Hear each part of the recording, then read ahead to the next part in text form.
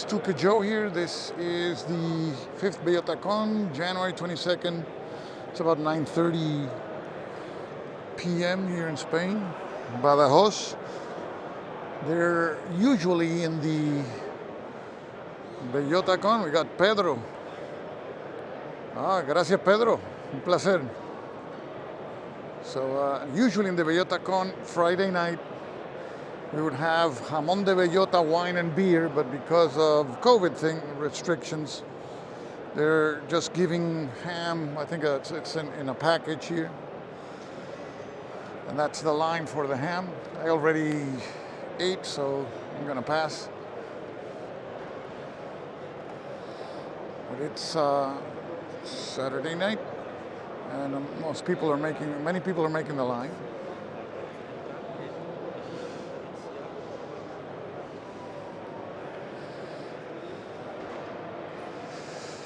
And I have some games to show, but I'll do that in a separate broadcast later.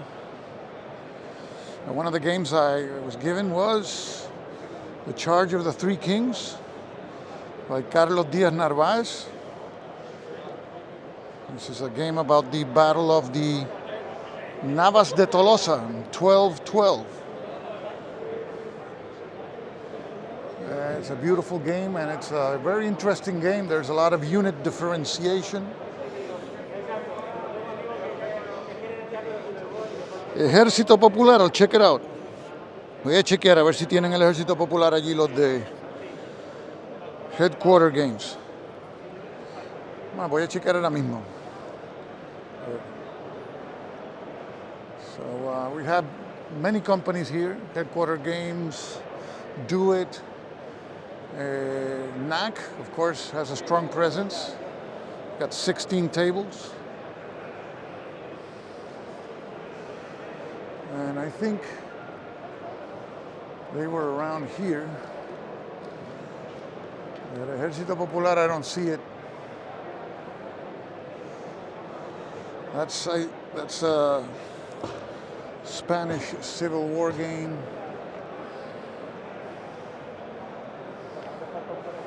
Here's the table from Headquarter Games. They have the N game and the World at War Europe set up. I got World of War. I purchased that one. Oh, here's the Ejército Popular. But it's not set up. So this is the one you're referring to. This is, see if I can ask Gonzalo or Miguel about Ejército Popular. I'd like to know myself because I'm interested in games about the Civil War. You have Filipinas, 1896 to 1898. And this is a series of small games, which I really like. Que no van más allá de un mapa. And this is about the Philippines in the 1896 to 1898, so I guess there's going to be some Philippine guerrillas there. Then you have, I see here, La Guerre des Tranchées, so that's trench warfare game. That's Wisdom Owl, but they have the Philippine game set up. And you can see there, let's take a closer look. It has some cards too.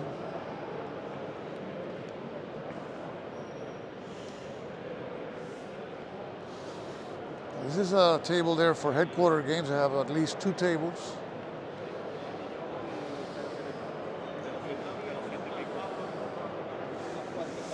And there's some other games I hadn't seen before, like The Rise of Blitzkrieg, Fall of France.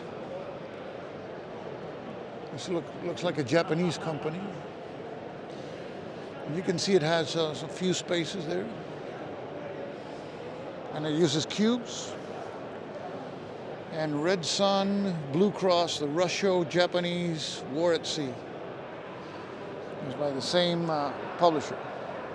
¿Qué tal? ¿Te ha tocado Bien. el sorteo? Me gané un juego ahí polaco de M262. ¿Será posible? A mí nunca me toca nada. ¿Nunca te toca nada? Nunca, todos los 5 años que he ido y los 5 que nunca me ha tocado nada. ¿Te puedes creer? Bueno, De hecho, la suerte se balancea para la próxima. ha salido el 72, el 73, el 75, el 76. Bueno, suerte en la próxima. No, le he gastado los 6. Ok, nos vemos.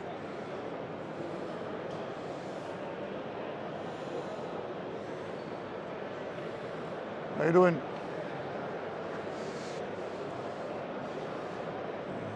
They were giving this one away in a Fitna in the sweepstakes they were making. So me gané un juego ahí, el ME262. It's a Polish company. Y este mapa, I've never seen this one. Cuius Regius Sius Bellum. These are really tiny hexes.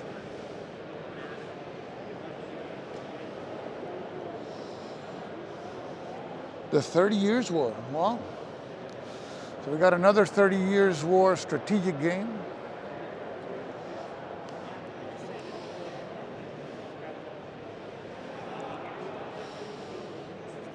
Okay.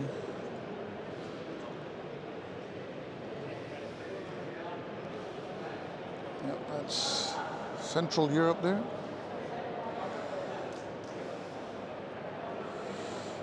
I think I've heard about the game, but I don't know much about it. Commands and colors.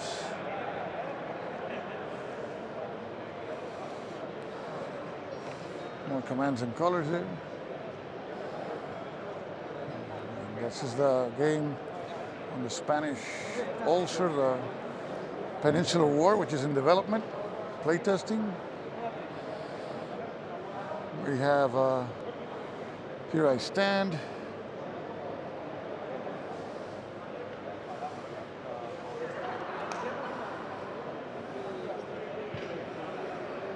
And one of my favorites, Crusade and Revolution.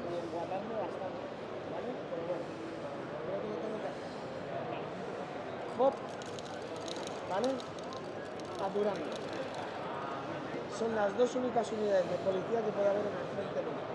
Tiene un límite de 2. Looks like Badajoz has fallen.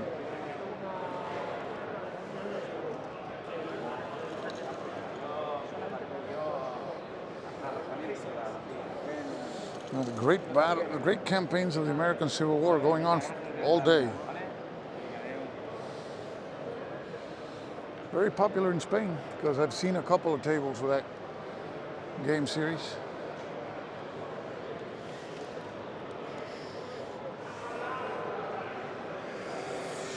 They're setting up here Russia Besieged. This is the Compass editions.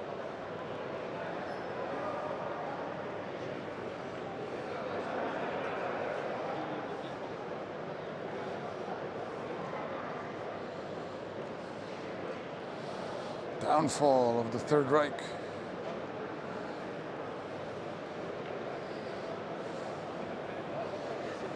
Downfall of the Third Reich here.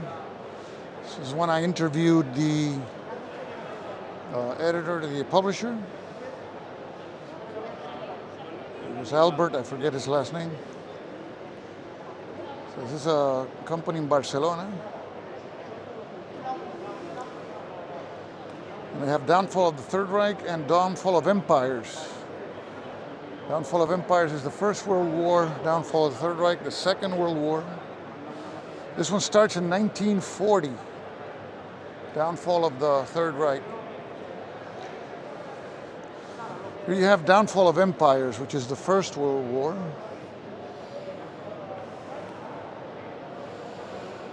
It's, spaces are areas.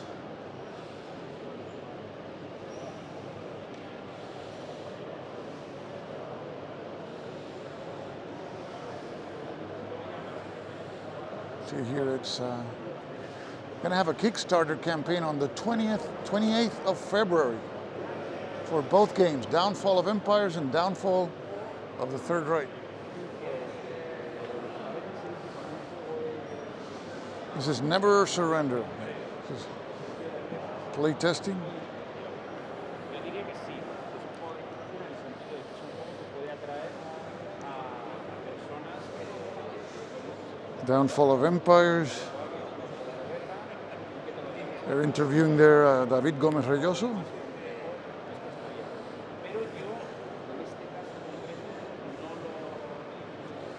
And this is David's game. He's playtesting here, which is an impossible war on the, I don't know if the first or second Carlist war.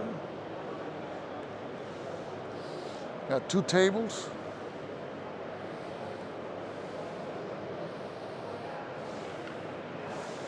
And here's the sequel to Tomb of an Empire by Bellota, 3rd generation. Tomb for an Empire was about the war in Spain during the Napoleonic Wars, the War of Independence in Spain. This one has to do with the Italian campaign. So you see this is north of Italy. The spaces are areas. And you see the counters there. The soldiers. This is designed by Paco Ronco.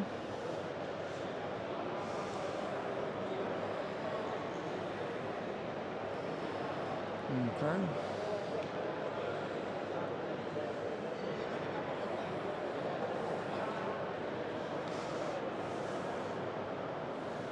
This one I think is Dubno. This one I saw this one last. I think if it's Dubno, it's the same one. You got the Russians. It's a block game with the Russians against the Germans.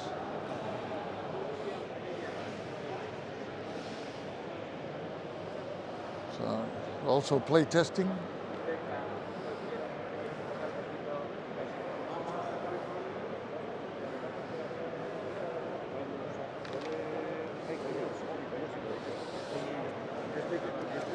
And this is von Manstein's Triumph, designed by Paco Ronco, and he's there explaining the rules.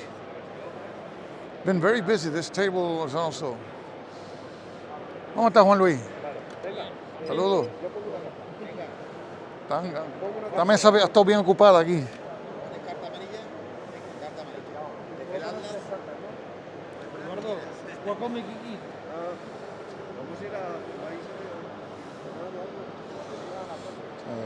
You got here. And here they're playing that other game by Carlos Marquez, which I don't know the name, but it looks like it's on the conquest of Africa. Let's take a closer look now. It uses cubes and discs. See their naval forces. But I have no idea of the name of the game. I'm trying to look. Oh, here it is. Let me see. It says, no, Descarte de la Oferta. I don't think that's a space name. Looking for the name of the game. Can't find it, but it's on the conquest of Africa. It's a multiplayer game. Looks like it's card driven. You have actions here.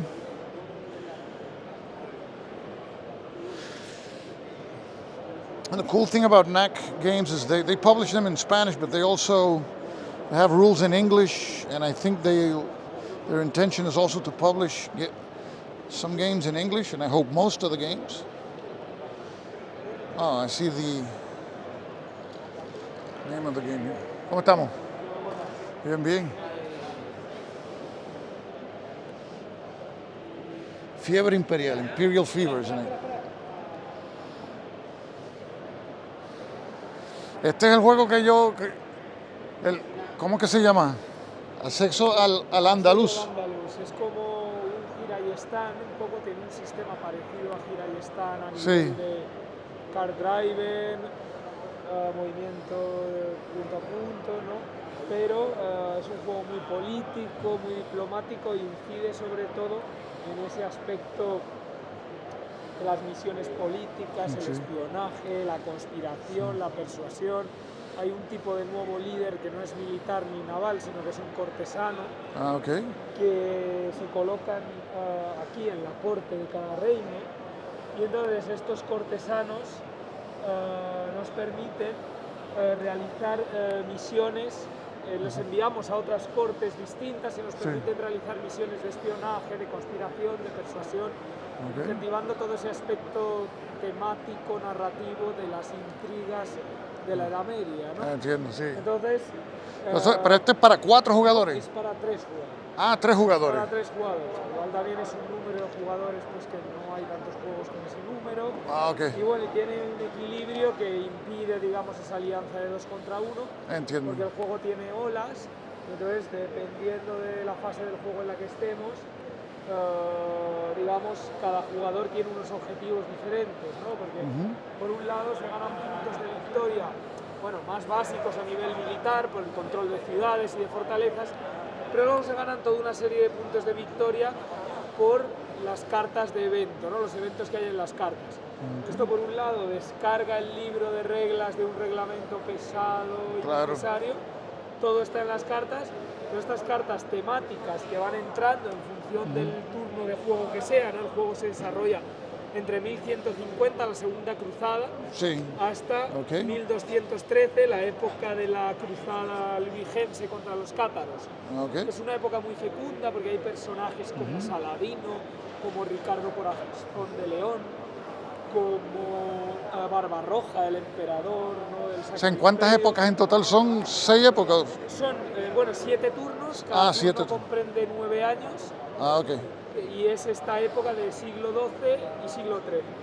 Y los 3 jugadores, digamos, son los reinos cristianos, que van juntos en principio, pero luego después tienen toda una serie de conflictos que tenían los reinos cristianos.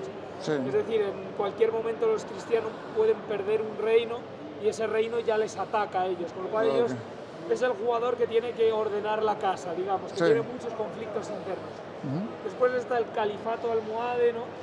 El imperio, con una visión muy rigorista de la religión, que venían de África. Es un imperio muy poderoso, pero tiene muchos frentes abiertos. Es un imperio tan amplio que tiene que atender el frente africano, la zona de Túnez. Extenso, pero no puede defender en todos los sitios. Exactamente, y al mismo tiempo tiene que parar a los reinos cristianos. Y luego, por último, está el Sharq al-Andalus, que eran los musulmanes españoles, digamos, ¿no? Los musulmanes de la península. Y entonces estos tenían una visión mucho más, digamos, abierta del Islam. Estos bebían vino, comían cerdo y particularmente organizaban fiestas. Y entonces, digamos, tenían este conflicto con los almohades que les consideraban degenerados, ¿no? Depravados, etc. Y ellos son los más débiles militarmente, los puedes ver en Valencia, ¿no? Digamos, su reino es muy pequeño, están constantemente amenazados, de ahí el título del juego, Asedio al Andalus, está enfocado desde ese punto de vista, ¿no? Pero tienen otro juego, ellos tienen que organizar fiestas, tienen que intentar con piratería desde sus bases para compensar su debilidad militar. Ellos ganan muchos puntos por otro tipo de actuación. O sea que las 3 facciones son distintas en todo su... Totalmente asimétricas. Cada uno tiene ese sabor. Por ejemplo, los cristianos tienen que construir, garantizar el camino de Santiago. Esta ruta para que lleguen los peregrinos. Y déjame preguntarte, la 1C, 1P, ¿qué quiere decir 1C, 1P? Bueno, son sencillamente las unidades, peones, sería, infantería, caballería, los A son arqueros, que estos son muy curiosos porque disparan antes, claro. Disparan sus flechas antes y entonces ya pueden causar bajas antes de la batalla en sí, ¿no? Y bueno, y luego cada facción tiene unidad de élite, una unidad propia, suya. Ya veo, esas son estas que tienen la E por ahí, que vi una. Claro, por ejemplo, estos tienen los famosos caballeros cruzados, ¿no? De las órdenes militares. Los almohades tienen los Abid al-Majden, que eran, mira, puedes ver alguno, por ejemplo, de la E, no sé si ahora mismo en el mapa se ve alguno, pero que eran unas tropas de esclavos del África subsahariana, que eran titanes altísimos, ¿no? Musculosos, que eran terribles en batalla. Y luego los andalusíes, tienen los guardias de palacio. Claro, ellos eran tan refinados, ¿no?, que tenían unos palacios llenos de riquezas, y entonces hicieron unas guardias profesionales para conservar esos palacios, ¿no? Y entonces, bueno, estas unidades de élite, pues a cada reino le permiten complementar un poco las batallas en su beneficio, ¿no? Sí. Por ejemplo, los andalusíes, que son muy defensivos porque tienen que aguantar, son los del resistir es vencer, por así decirlo, pues sus guardias defienden sus ciudades, ¿no? Y los otros, en cambio, son más ofensivos. Luego hay distintas facciones, como te he dicho, de repente entran los cátaros, entran las repúblicas italianas. Sí, ya veo que en cada uno de las facciones, o sea, en cada uno de los jugadores tiene múltiples facciones dentro de su propio. Unas facciones principales, mira, esto lo vemos muy bien, por ejemplo, en el almohade, ¿no? Tienen una facción principal que sería el cuadrado verde grande, ¿no?, que son ellos. Ah, ya veo, ok. Pero luego tienen dos facciones secundarias que en un momento dado, por evento siempre, para que no haya reglas complejas, entran y se añaden. Por ejemplo, en este caso tienen una facción rebelde de Castilla. Sí. Castilla en un momento dado sufre una guerra civil entre dos clanes, ¿no? Sí. A lo que les gustaba Juego de Tronos es como los Stark y los Lannister, pues igual, ¿no? Ah, ya veo. Se enfrentaron dos clanes y ellos controlan un clan. Y entonces, claro, se meten en territorio enemigo y nosotros, por ejemplo, es la facción de la cruzada albigense que ataca a los cátaros, porque los aragoneses y los catalanes defendieron a los cátaros en un momento dado, ¿no? Entonces, bueno, pues estas facciones, que los cristianos tienen la suya, que tienen los... No, yo veo que los reinos cristianos tienen como principal, como ¿cuántos colores? Sus cinco reinos. Portugal, Navarra, Aragón, Cataluña o Aragón, Barcelona, León y Castilla. Ah, ya veo. Y luego tienen de facción, digamos, minoritaria, los normandos, que eran los antiguos vikingos. Vikingos recién cristianizados, digamos, que en un momento dado desembarcan en África y, claro, atacan a los almohades por la retaguardia, ¿no? Y los andalusíes pues tienen el control del por el este y también supone la apertura de un nuevo flanco. Y luego, bueno, la otra facción es un señor cristiano que en un momento dado ayudó al emir de Al-Ándalus, el conocido como Rey Lobo de Murcia, que lo puede ver aquí. Y bueno, este tenía un amigo cristiano que le ayudó hasta el último momento y esa facción en un momento dado se activa. Y bueno, esto permite, digamos, una gran diversidad. O sea, que cada turno tiene una variedad de facciones que entran y salen. Se pueden mantener o no. El juego es un card driver, en fin, te puedo enseñar alguna carta para que la gente la pueda ver, estando los puntos de acción, y luego los puntos tú te los gastas en la acción que quieras. Cada jugador en su tablero tiene una lista de acciones y puede ejecutar la que quiera. Reclutar, espiar, conspirar, construir una flota, subir impuestos, bueno, hay una combinación dentro de su gestión política. Pero también la carta la puedes usar simplemente el evento, es decir, ejecutas el texto que hay en el evento, habrá eventos que te favorecerán, eventos que te perjudicarán, hay eventos más diplomáticos. Y es el Twilight Struggle, que si no es un evento que te favorece y la usas, se desencadena el evento como quiera. Bueno, en este caso, digamos, tú siempre puedes elegir, pero hay ciertos eventos que se llaman obligatorios, que son los naranjas, que por ejemplo estás obligado a usarlo, ¿no? Entonces, por ejemplo, aquí tenemos un evento, ¿no? Entonces este es un evento que, bueno, en este caso puede favorecer a los tres, pero dependiendo de la situación en África le favorece a uno.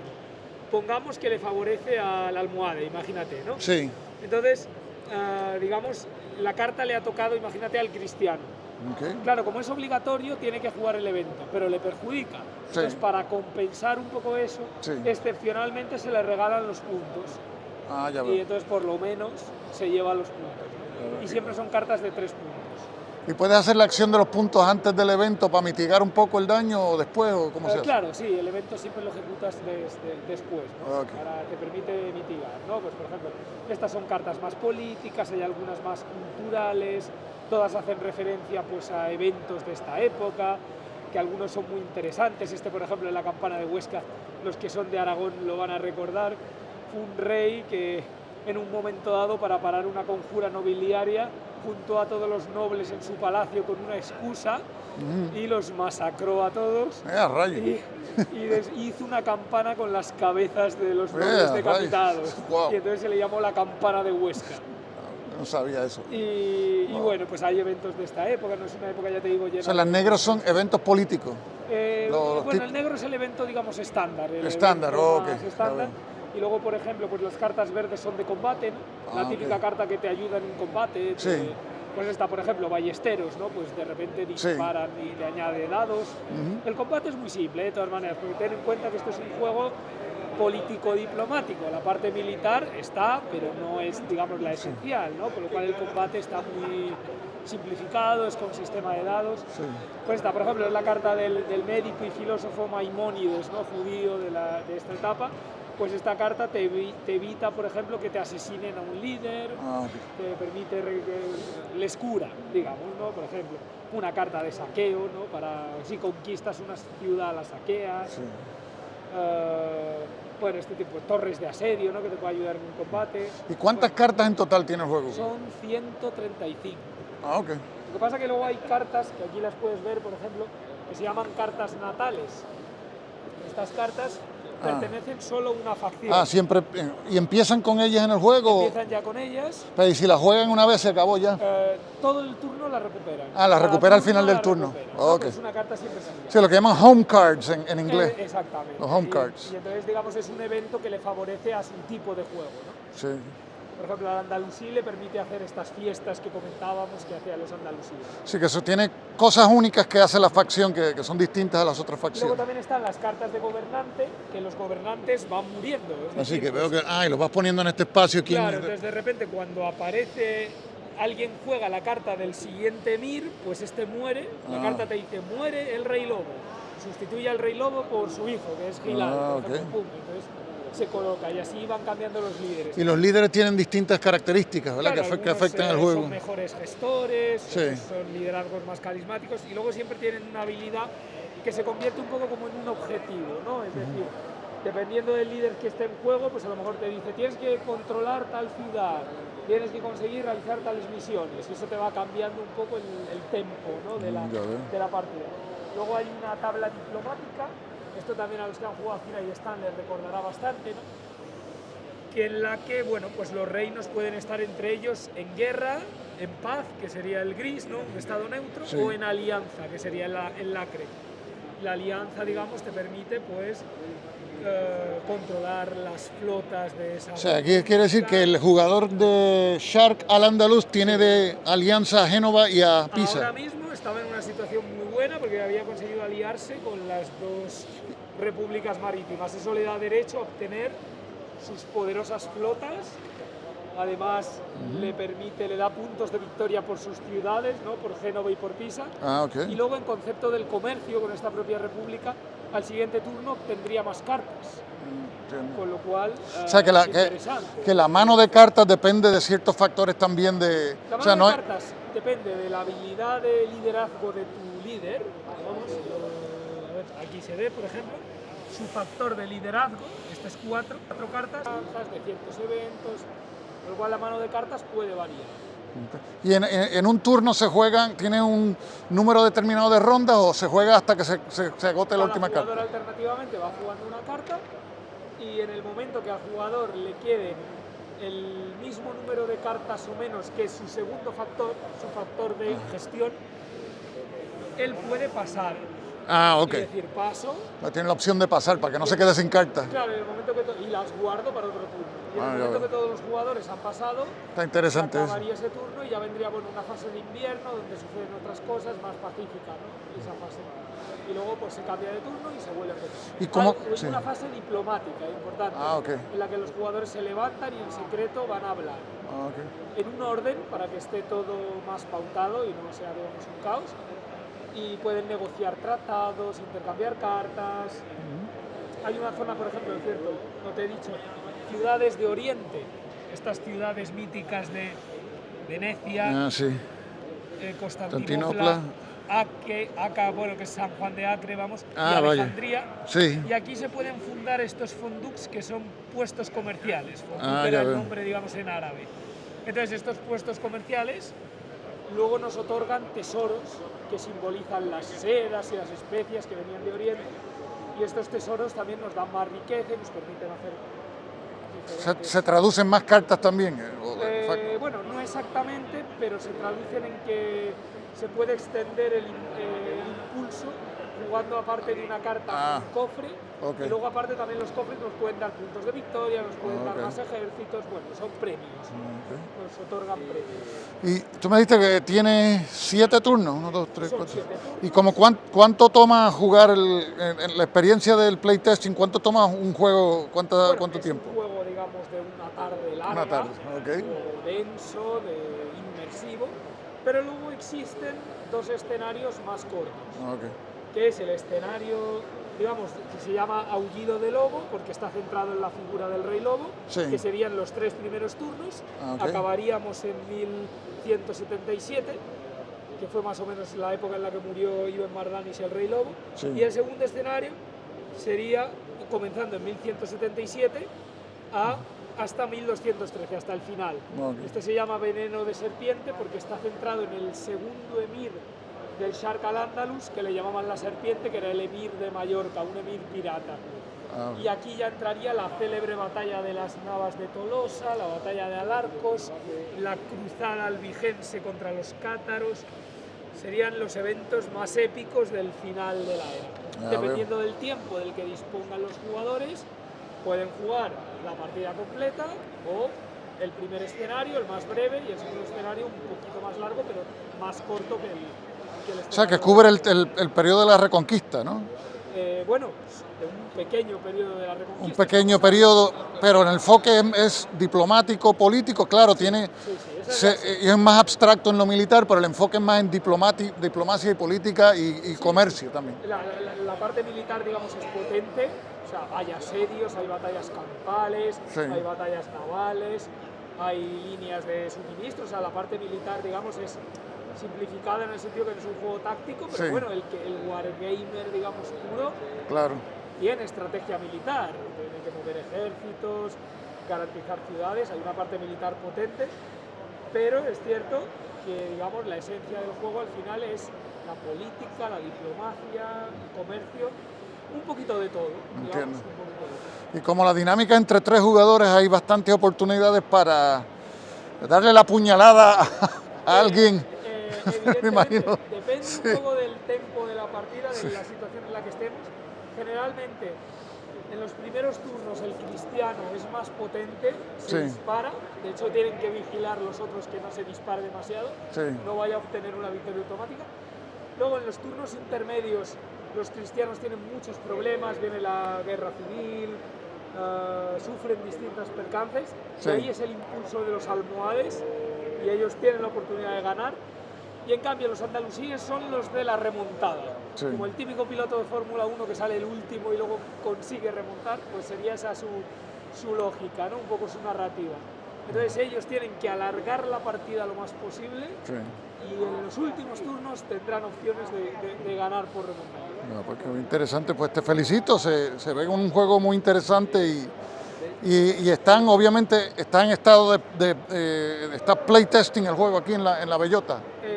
Sí, digamos, está todavía en estado de playtesting, aunque el juego ya está bastante avanzado y bueno, mi idea es terminar de perfilarlo para pulirlo lo más posible, que el juego quede lo más, digamos, agradable posible y luego pues ya que entre en una fase de... pues sí, pues que así sea y esperemos verlo muy pronto. Entonces, muchas gracias, Miguel. Pues nada, muchísimas gracias a vosotros y un placer. Mucho éxito, mucho éxito. Gracias. Gracias. So,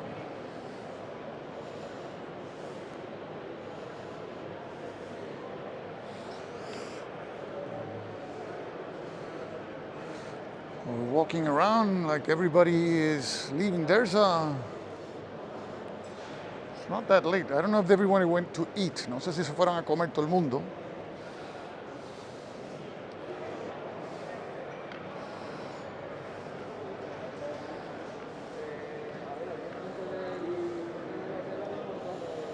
El juego de las Malvinas. Maybe I'll have a chance tomorrow. Have I played any few turns of a game? Yes, I played a few turns of Panzerkampf, and my 2 tanks were quickly dispatched, my 2 Russian tanks. So, eso es lo que he jugado por ahora. So, but tomorrow is the last day, and I got a copy of La Guerra de la Triple Alianza and the charge of La Carga de los Tres Reyes, autographed by the designer, Carlos Díaz Narváez. That's this game that I've shown, I think, previously. You've seen about la Batalla de la Navas de Tolosa. And I stuck around for some of the explanation by the designer. It's very interesting. Units are activated, and the cavalry units, they can charge. La caballería tiene una potencia en las cargas y se resuelven individualmente. The charges are resolved individually. And there's a lot of unit differentiation.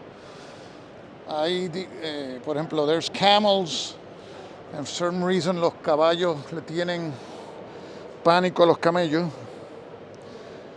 And I think you see here the units on the left-hand side, and there's modifiers for first and second charge. So this is like a matrix table, more or less, something like that.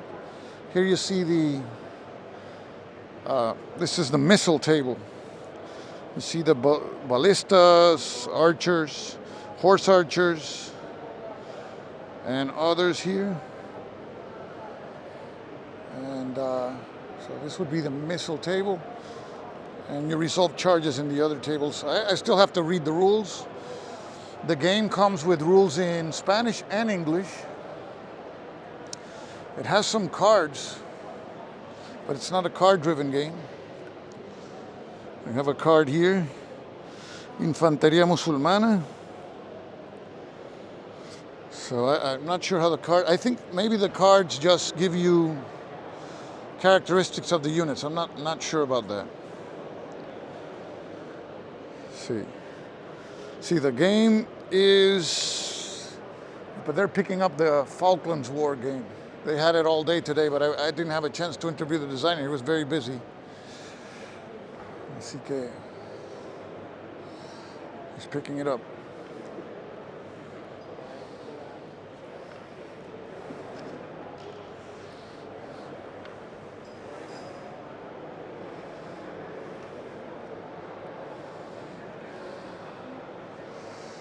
Okay. ¿Mañana lo vas a tener mañana? Sí. Ah, pues porque quiero ¿Lo quieres mirar? ¿Vale? y entrevistarte, hacer un video que puedo editar después y entrevistarte mañana. Okay. Pues está bien, pues mañana. Mañana aquí van a venir los chicos de los que están jugando al Red Storm. ¿Ah, sí? Y lo quieren ver también, entonces pues aprovechamos. Ah, pues cómo no. Ok. Muy bien. Gracias.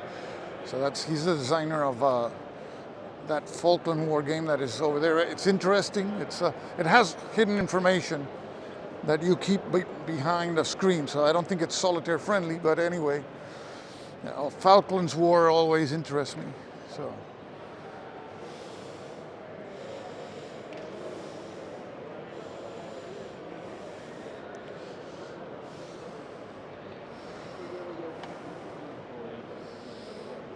Okay.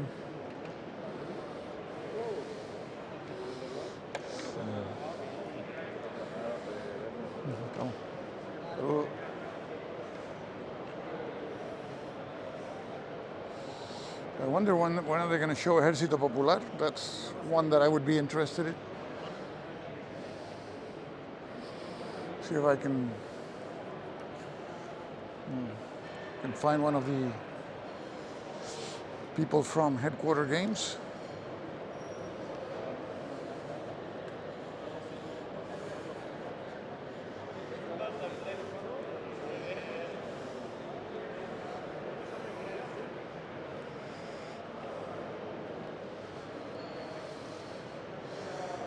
So it's gonna, I think it's around 10 o'clock here, maybe a little bit more. think people went to eat. Last night they were here until 2 a.m. in the morning. I got really late last night, so I overslept a little bit. This is a system, Onus, Trajanus. They were playing this. It's a blend of a card game with minis. So, for example, you see the cards give you like a top to bottom perspective of units. How would they look like? And then you treat them like minis.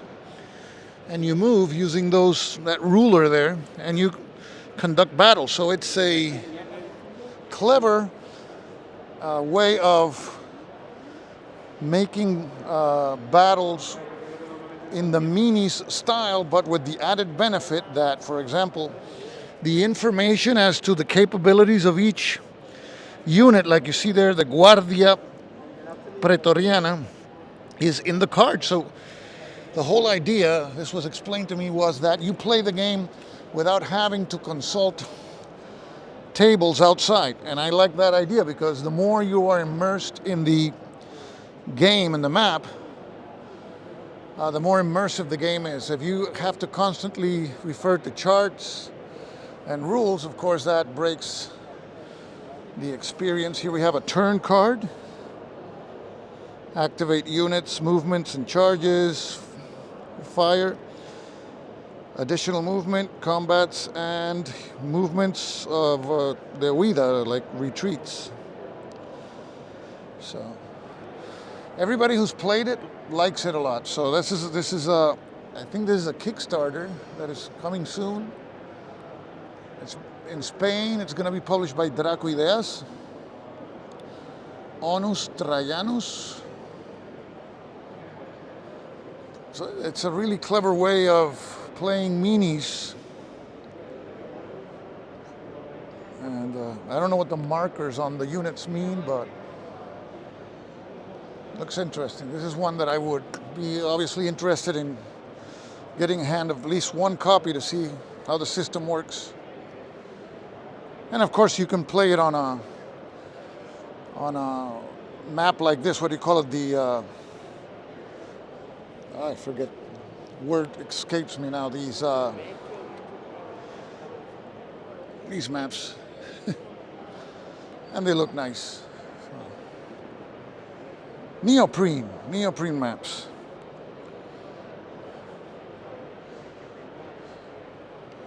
Let's go just walk around. This is another little small game that looks nice. About the same battle as Navas de Tolosa. More simple treatment. And this is a tactical card game that I saw they were playing here, the folks from Trafalgar Editions, called Tactical Commander. Each formation has a card, and each formation is represented by a unit on this little board there. So, but it's just, in essence, a card game.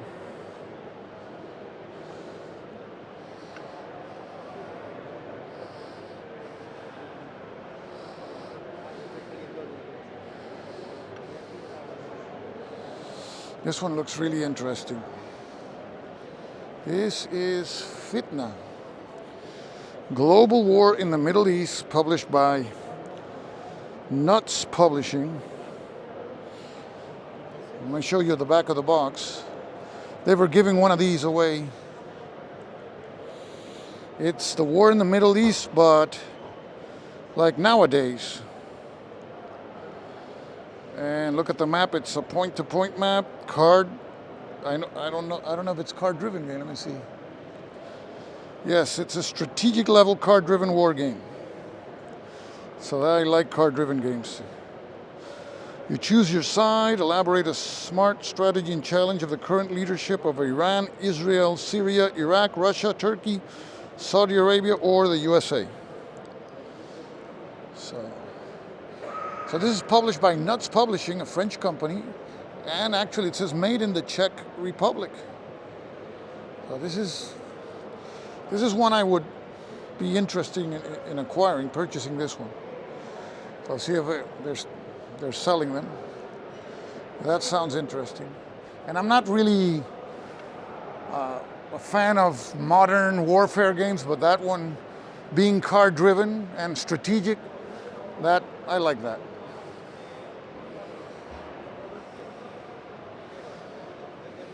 So playing Sekigahara over here.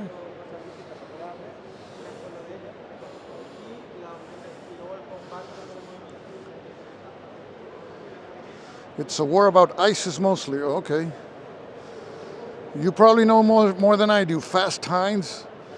So you can't play as the French. Okay, so.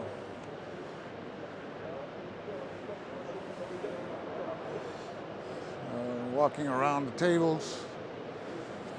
Tomorrow's the last day.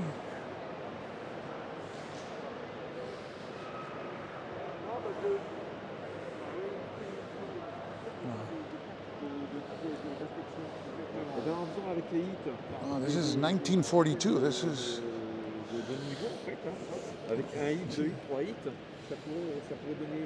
I've seen this one.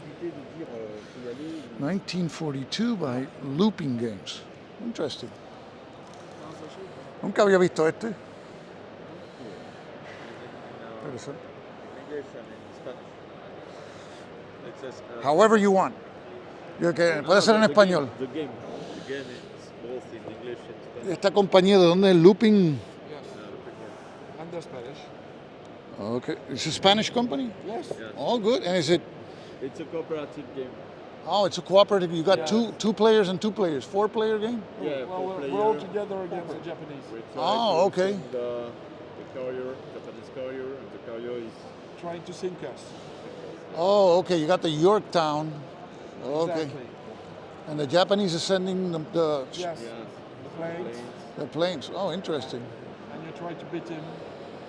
it's a Before full we game, get but very interesting. Yes. Okay, I see. Very tense. I'll keep an eye on it, see if I can get a hold of it. Very interesting. Thanks, guys. Okay. Now that's one I want to keep an eye on. Those small games can be a lot of fun. You know, you go to a convention and it's late at night, you're going to play one of those small games. And it's always nice to have. They don't take up much space. You can travel and take them with you. So,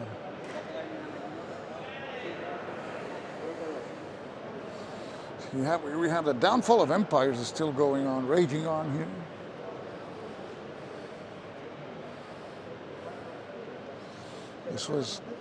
That's a World War I game. Downfall of empires. And the Third Reich is a World War II game. Still going, still raging here. I've seen a lot of people playing that game.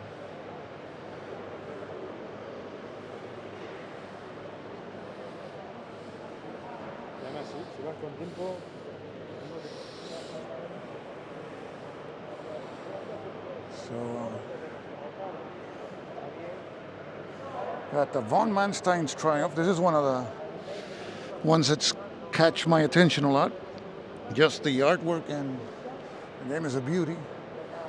And it uses the Santa Cruz system. Okay. So you got, that table's always been full. It's almost like the people have to make a line to play that game.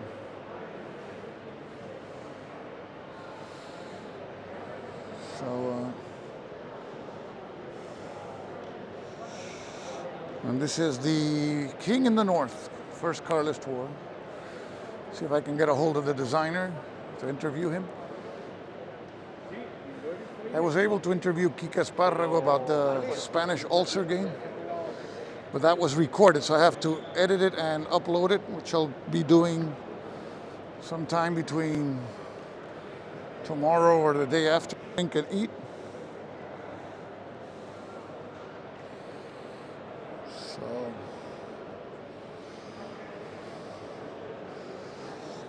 So I think that's going to be all for now, folks. If you want to ask any questions, I can stick around for a little while.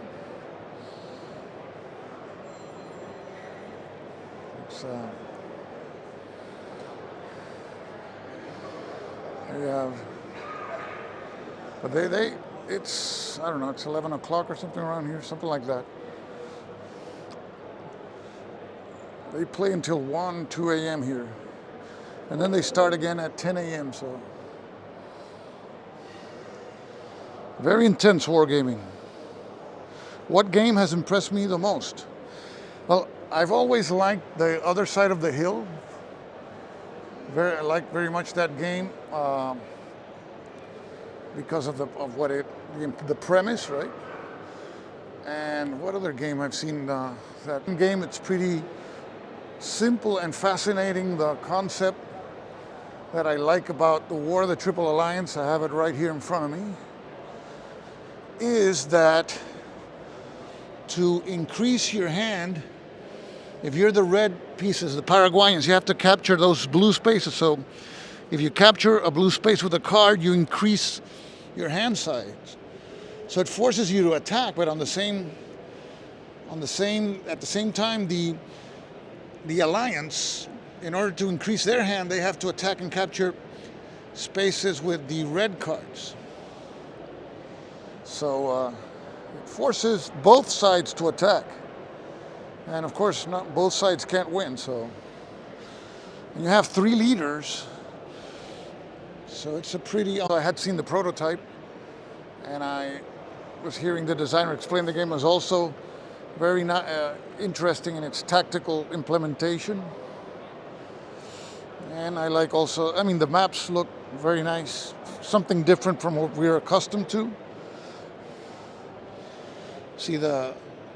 You can see the hexes when you focus in close, but from afar they kind of disappear. So, and that von Manstein game, also being card-driven and block game at the same time, is also impressive because it's a lot of fog of war and uncertainty. So there's a lot of games, and I'm impressed with the games that the Spanish are producing. They have a lot of talent, not only as design for war games, but also the artwork is very nice. And I mean, nobody wants to play an ugly game. You don't want to spend 6 hours looking at an ugly map. So beauty also counts. Now this is Waterloo 200.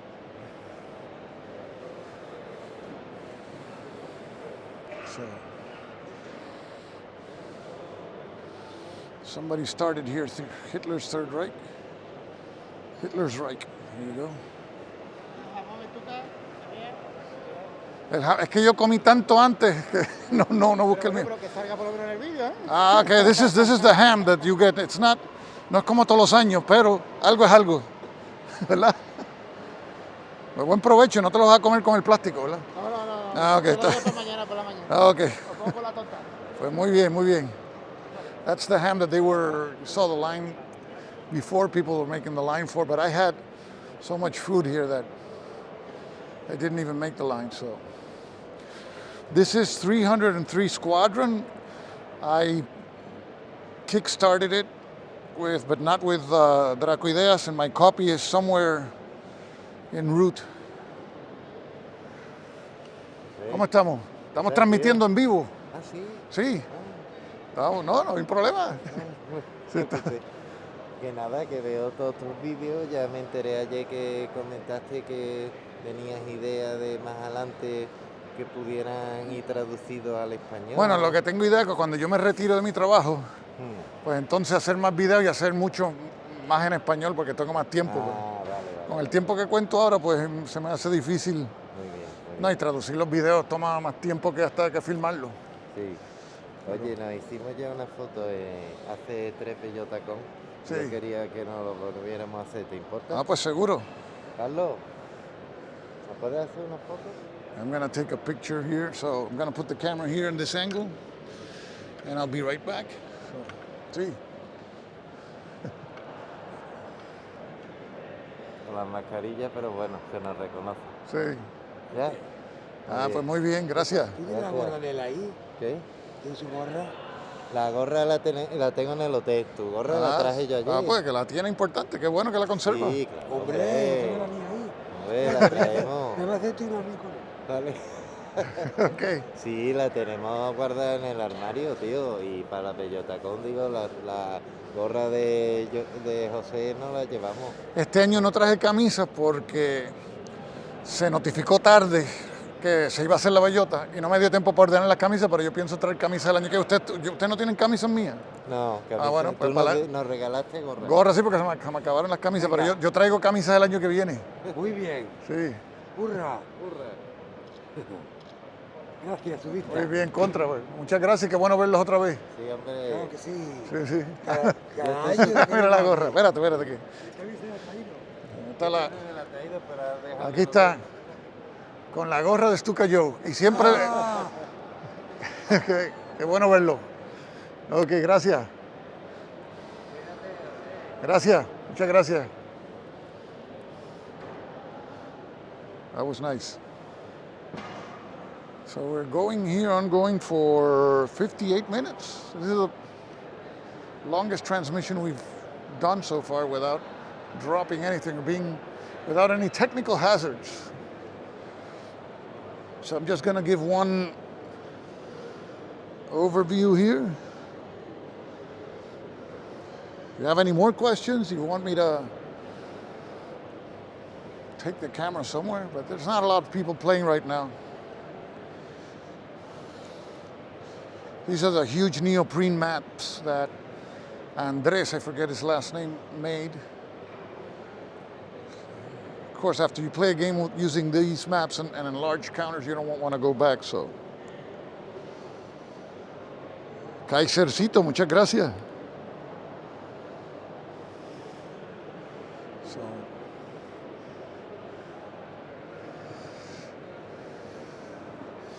I'm gonna wrap it here for now. Don't know if I'll make another video, but who knows? It's 5 hours less over there at the Western Hemisphere. So it's about 11 o'clock at night here. So, as I always state, this is Stuka Joe from the 5th Bellota Con. Signing off for now. Thanks for watching, guys. Take care. Al otro lado de la colina. I'm also waiting for that one.